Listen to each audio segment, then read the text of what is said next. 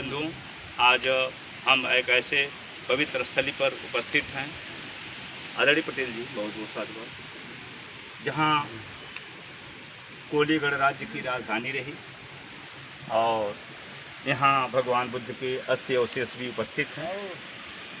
निश्चित तौर से यह 7 तालाबों से घिरा हुआ एक गढ़ है। 7 तालाबों के अलग अलग नाम हैं। आज हम त्रिविध पावनी बैसाखी पूर्णिमा के अवसर पर उपस्थित हैं। इस स्थल की पूजा वंदना के लिए हमारे श्रद्धालु भिक्षुगण और पीडी साहब, जिले के सबसे वरिष्ठ अधिकारी, जिनका बहुत बड़ा मार्गदर्शन समाज हित में है।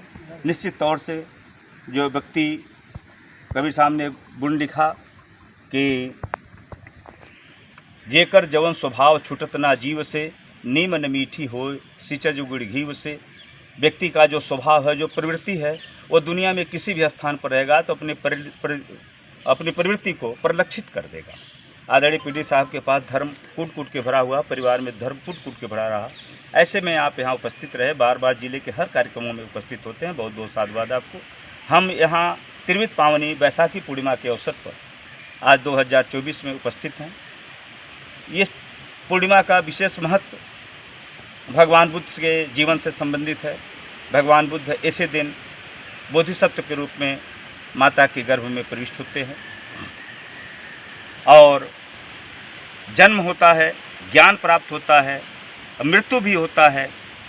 इस अंतराल में बहुत सारे यातनाओं को सहते हुए वह यहाँ तक पहुँचते हैं। और चूँकि पीडी साहब को कहीं जाना है, पीडी साहब से भी 2 शब्द। अच्छा, बहुत बहुत साधुवाद। अच्छा, तो मेरे साथ जो जय घोष करते हैं, उसके बाद पीडी साहब को छोड़ते हैं। बोलें, भगवान बुद्ध की करुणा हो, भगवान बुद्ध की करुणा हो, भगवान बुद्ध की करुणा हो। बुद्ध धम्म का क्या पहचान, मानव मानव एक समान। बुद्ध धम्म का क्या पहचान, मानव मानव एक समान। हर घर में हम जाएंगे, बुद्ध का दीप जलाएंगे। हर घर में हम जाएंगे, बुद्ध का दीप जलाएंगे। भगवान बुद्ध की करुणा हो, करुणा हो, करुणा हो। बाबा साहब सम्राट अशोक, अमर है, अमर है। बाबा साहब सम्राट अशोक। अमर है, अमर है। साधु साधु साहब को हम छोड़ते हैं। तिप्सो भगवाय रहं सम्मा संबुद्धो विद्याचरण संपन्नो सुगतो लोक विद्वनुत्तरो पुरुष दम्भ सारथि सत्था देव मनुष्यानं बुद्धो भगवाति बुद्धं जीवित पर्यन्तं शरणं गच्छामि। ये च बुद्धातीता च ये च बुद्धाय नागता पचपन्ना च ये बुद्धायहं वन्दामि सर्वदा। नास्ति मे शरणं ययं बुद्धो मे शरणं वरं एतेन सत्यवज्रेण होतु ते जय मंगलम् उत्तमंगेन वंदेहं पादपल्लु गुरुत्तमं। जी के चरणों में पंचांग प्रणाम करते हुए भारतीय संविधान के निर्माता बाबा साहब बोधिसत्व डॉक्टर B.R. अम्बेडकर जी के चरणों में श्रद्धा सुमन अर्पित करते हुए यहाँ पर उपस्थित भिक्षु संघ को पंचांग प्रणाम करते हुए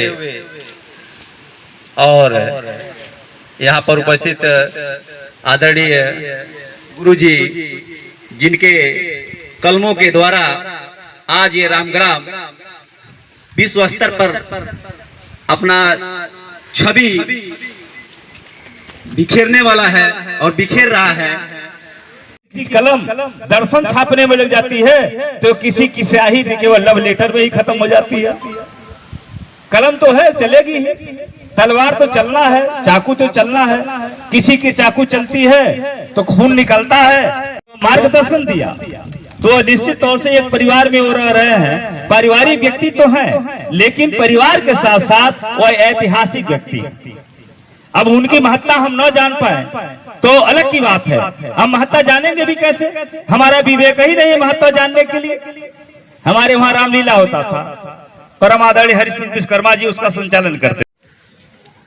परम पूज्य बोधिसत्व बाबा साहब भीमराव अम्बेडकर को मैं नमन करता हूँ।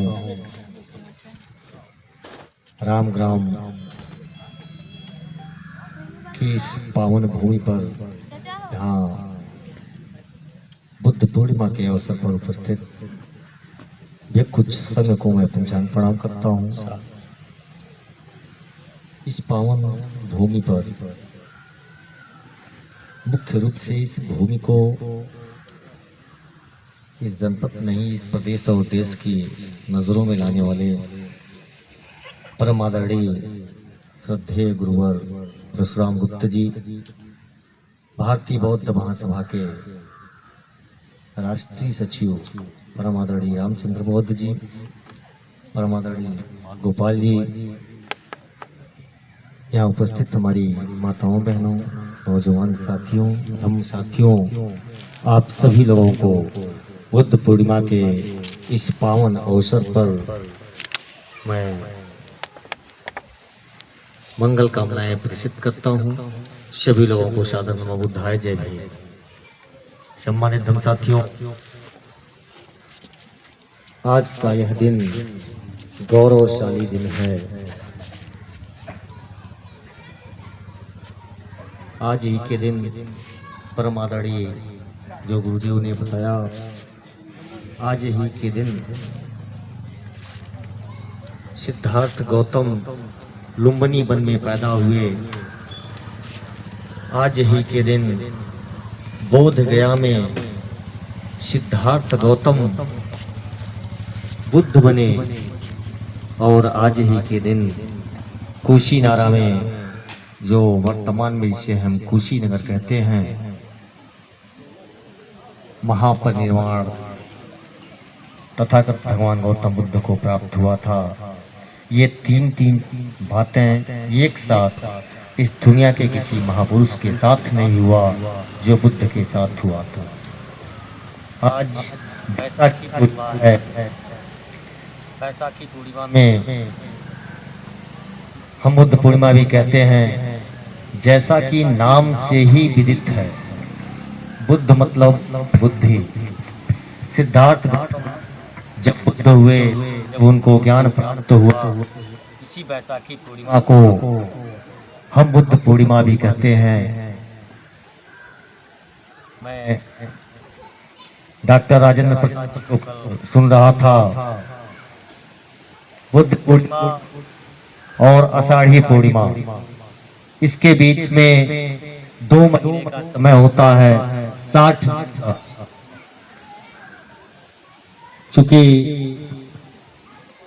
सिद्धार्थ गौतम जब बुद्ध बनने के 60 दिन के बाद सारनाथ उनका आना हुआ था, तो वो जो डिक्टेट कर रहे थे, जो हमें बता रहे थे, 60 दिन बैसाखी पूर्णिमा से आषाढ़ी पूर्णिमा के बीच में 60 दिन होता है। जब बुद्ध को ज्ञान प्राप्त हुआ तो 7 सप्ताह मतलब 49 दिन तक तो बोध गया में ही रहे। चूंकि हम तर्कशील लोग हैं, बुद्धिस्ट हैं, हम तर्कों से ही किसी बात को मानते हैं। अगर वो तर्क पर खरा नहीं उतरता है तो हम उसे नहीं मानते हैं। तो 7 सप्ताह तक बुद्ध बोध गया में, शेष 49 दिन के बाद बचता है 60 दिन में 11 दिन। वह 11 दिन भगवान गौतम बुद्ध को बोध गया से सारनाथ आने में लगा, और उस 11 दिन आने में लगा, इसका भी प्रमाण है। सम्राट अशोक ने 9 शिलालेखों को लिखवाया जो बोध गया से सारनाथ तक रास्ते में पड़ता है। मतलब जो 60 दिन था, उस 60 दिन का भी हिसाब है। इस सम्यक संबुद्ध ज्ञान प्राप्ति के 60 दिन बाद ही कैसे सारनाथ में ज्ञान दिए। बुद्ध, हम गौरवशाली लोग हैं। बुद्ध इस देश में पैदा हुए। बुद्ध ने इस दुनिया को रास्ता दिखाया। जो बुद्ध का मार्ग है, सिर्फ बुद्ध का एक सिद्धांत, कर्म, कार्य और कारण का सिद्धांत, मात्र एक सिद्धांत। सम्यक संबुद्ध भगवान गौतम बुद्ध की अगर हम मानते हैं तो पूरी दुनिया कार्य और कारण के सिद्धांत पर ही चलती है। चाहे एलोपैथ हो, चाहे विज्ञान का कोई भी आप क्षेत्र देखेंगे तो कार्य और कारण के सिद्धांत पर ही सब कुछ टिका है। आज से ठीक 2 महीने बाद